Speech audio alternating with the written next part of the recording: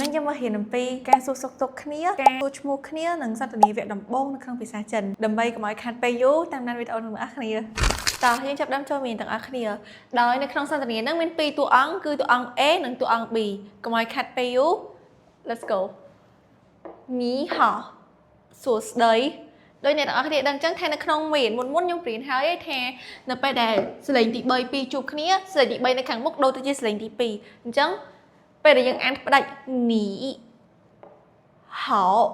ប៉ុន្តែពេលដែលវាជួបគ្នាសលេងទី3ទាំងពីរជួបគ្នាអញ្ចឹងញីហោញីហោ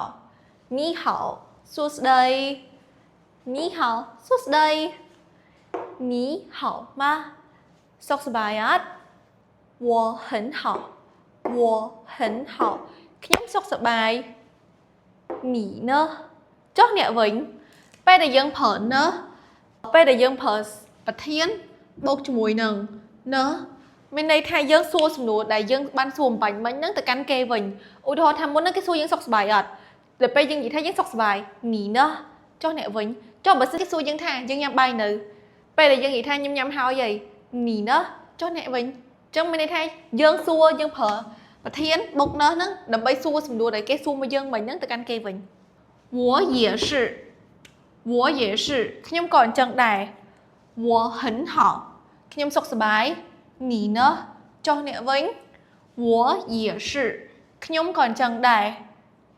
你叫什么名អ្នកមានឈ្មោះអ្វី什么អ្វី叫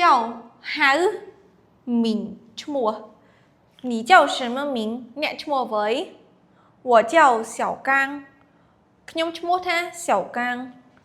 ELL CL សលេងទី3小个安刚刚我叫小刚ខ្ញុំឈ្មោះថា小刚我叫小丽ខ្ញុំឈ្មោះថា小丽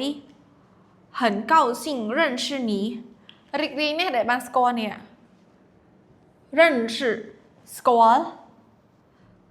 高兴រីករាយ很ណាស់